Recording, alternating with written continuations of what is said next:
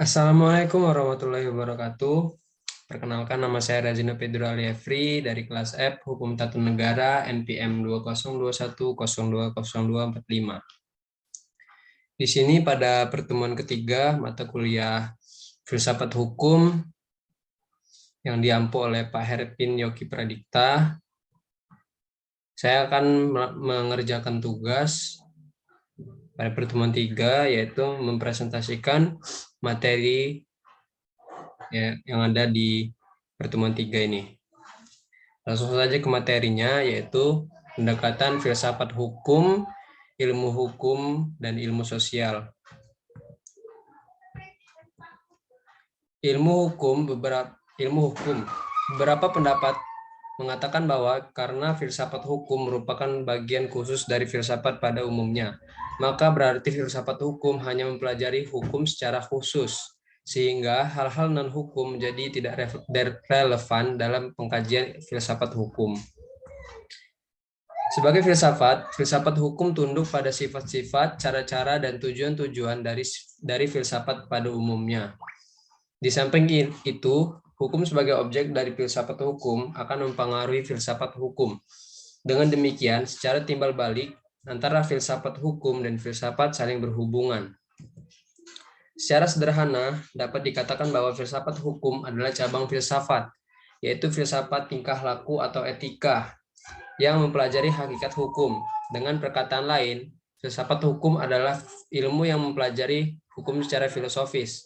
Jadi, objek filsafat hukum adalah hukum, dan objek tersebut dikaji secara mendalam sampai kepada inti atau dasarnya, yaitu disebut hakikat. Menurut Purnadi Purbacakara, Caraka, dan Sarjono Sukanto, hukum dapat diartikan sebagai satu, ilmu pengetahuan, yaitu pengetahuan yang tersusun secara sistematis atas dasar kekuatan pemikiran.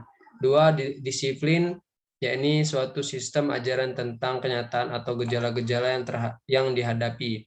Tiga, norma, yakni pedoman atau patokan setiap tindakan perilaku yang pantas atau diharapkan.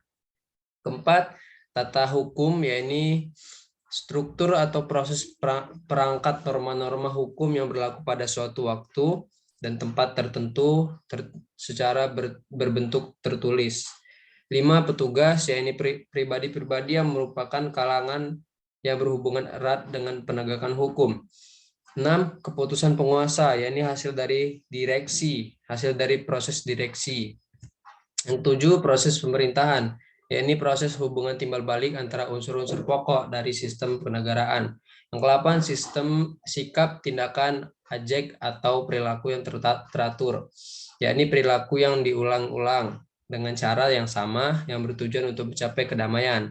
Yang ke-9 atau yang terakhir, jalinan nilai-nilai, yakni jalinan dari konsep-konsep abstrak tentang apa yang dianggap baik dan buruk.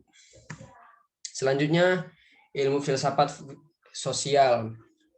Filsafat sosial merupakan cabang filsafat yang mempelajari persoalan kemasyarakatan secara kritis, radikal, dan komprehensif. Sejak Plato dan Aristoteles, kajian terhadap persoalan-persoalan kemasyarakatan sudah menjadi objek penelitian tersendiri. Menurut Plato dan Aristoteles, susunan masyarakat mencerminkan susunan kosmos yang abadi. Manusia berkewajiban untuk menyesuaikan diri dengan susunan itu dan menaati demi keselamatannya. Kalau tidak, ia akan menghancurkan dirinya. Pada abad pertengahan, masyarakat Eropa masih memperlihatkan pada pola dasar yang sama, hanya sekedar mengkoreksi terhadap paham Plato dan Aristoteles. Paham tentang otonomi kosmos diganti dengan paham heteronomia, yaitu kepercayaan bahwa kosmos tidak berdiri sendiri, tetapi bergantung pada kemahakuasaan Allah. Ketertiban kosmos adalah suatu ketertiban yang telah diciptakan. Selanjutnya, materi perubahan hukum dan sosial. Proses terjadinya perubahan-perubahan pada masyarakat di dunia pada dewasa ini merupakan suatu gejala yang normal, yang pengaruhnya menjalar dengan cepat ke bagian-bagian lain dari dunia. Antara lain berkat adanya komunikasi modern dengan taraf teknologi yang berkembang dengan pesatnya.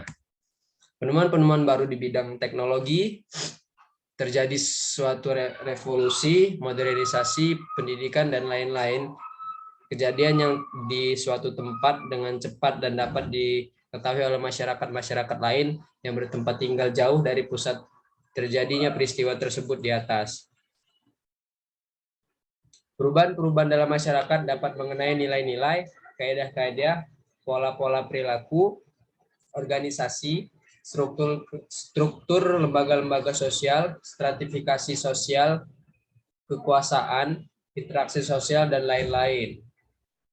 Adapun faktor yang mempengaruhi terjadinya perubahan sosial, pada umumnya dapat dikatakan bahwa sebab-sebab terjadinya perubahan sosial dapat bersumber pada masyarakat itu sendiri, dan ada yang letaknya di luar masyarakat tersebut, yaitu yang datangnya sebagai pengaruh dari masyarakat lain atau dari alam sekelilingnya.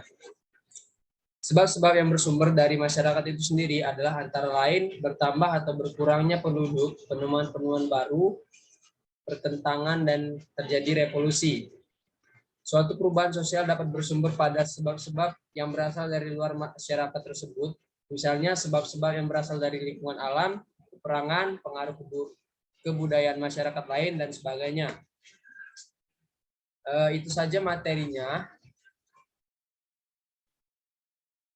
Terima kasih telah memperhatikan. Mohon maaf apabila ada kesalahan kata dan tutur kata yang kurang berkenan. Kepada Allah saya mohon ampun. Wabillahi taufiq wal hidayah. Wassalamualaikum warahmatullahi wabarakatuh.